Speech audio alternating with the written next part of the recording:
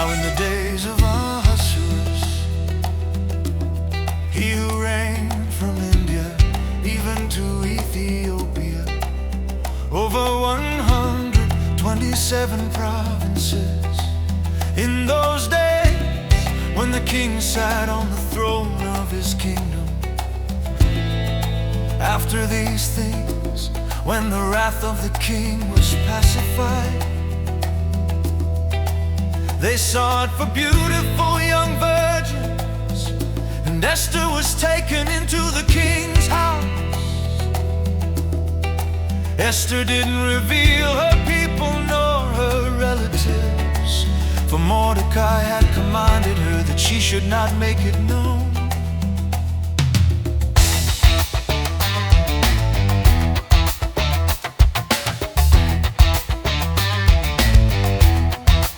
After these things, did King Ahasuerus promote Haman, and all the king's servants bowed down to Haman.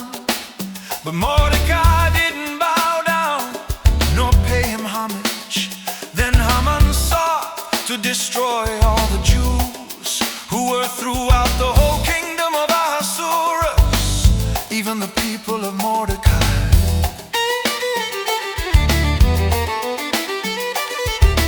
Letters were sent into all the king's provinces to destroy, to kill, and to cause to perish all Jews, both young and old, little children and women, in one day.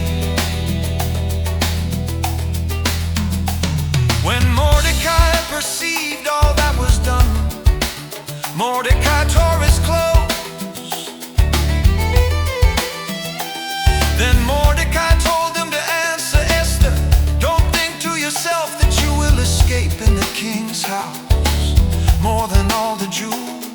For if you remain silent now, then relief and deliverance will arise to the Jews from another place. But you and your father's house will perish. Who knows whether you haven't come to the kingdom for such a time as this? Go gather together all the Jews who are present in Shushan, and fast for me. Neither eat nor drink 3 days, night or day. I also and my young ladies will fast likewise. Then I will go into the king, which is against the law, and if I perish, I perish." On that night, the king couldn't sleep. The book of records of the Chronicles was read before the king. It was found written that Mordecai had told of Bigthan and Teresh. What honor and dignity has been done to Mordecai for this? There is nothing done for him. So they clothed Mordecai with royal clothing and proclaimed before him, "Thus shall it be done to the man whom the king delights to honor." So they hanged Haman on the gallows that he had prepared for Mordecai. The Jews had light, gladness, joy, and honor in every province and in every city, wherever the king's commandment and his decree came. The Jews had gladness and joy, a feast and a good day, and the month which was turned to them from sorrow to gladness, and from mourning into a good day.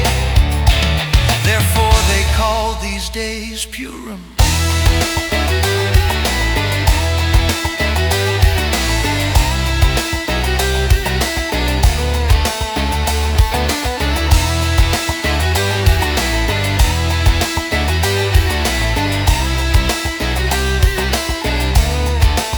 Prophetic ending. The decree written for destruction was overturned. Prepared for the righteous became the judgment of the wicked. Relief and deliverance arise. Light breaks where darkness plotted. Joy answers where fear once stood.